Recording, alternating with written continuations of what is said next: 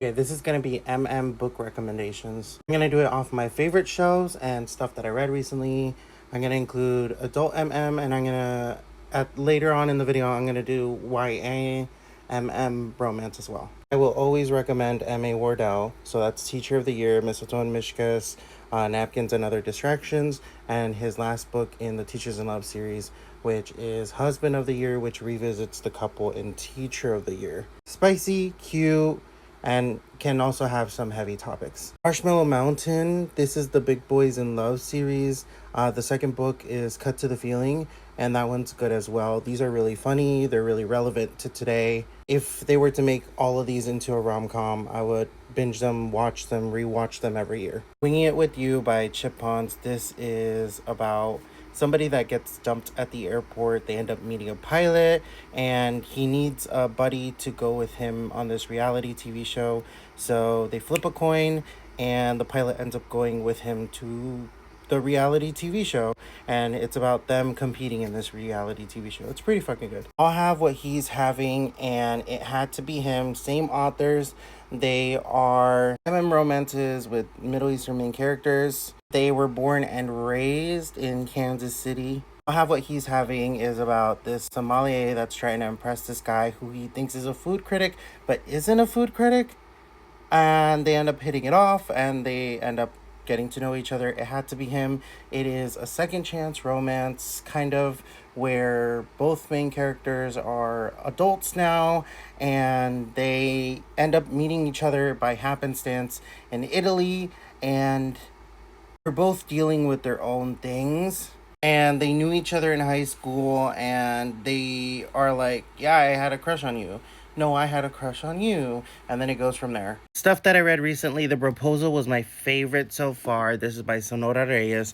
This is about two friends that end up in a proposal situation. It's like, think The Proposal with Ryan Reynolds and Sandra Bullock meets you're now pronounced Chuck and Larry. Those two movies combined, it is about this friend that is trying to get his other friend, or his best friend, his roommate, his citizenship, and he proposes to him, and he makes a deal to marry him, but things have already been complicated, and they get more complicated, and feelings start to get involved. So I love this one a lot. It was super fucking cute. It was super nice seeing not just bisexual rep, but like seeing this really cute, messy romance that's realistic to real life. Safe Place to Land. It is about two best friends. Think right person, wrong time, but that's like that's like the they are so madly in love, and they do get their moments, but think wrong person, or right person, wrong time every single time. And then, of course, the Game Changers series.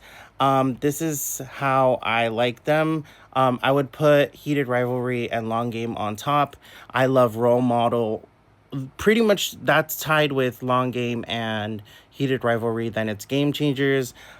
This is a standalone from our other series, but this would be the Shotzi Take, Tough Guy, and then Common Goal. That's how I would rate it. And this one's kind of like middle ground. It's like new adult, I would say. When the Tides Held the Moon. It's not necessarily YA.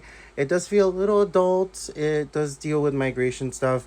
It is about this guy that works at this circus, and they bring in a new attraction, and the new attraction is his new attraction. And their roommates is YA, definitely YA.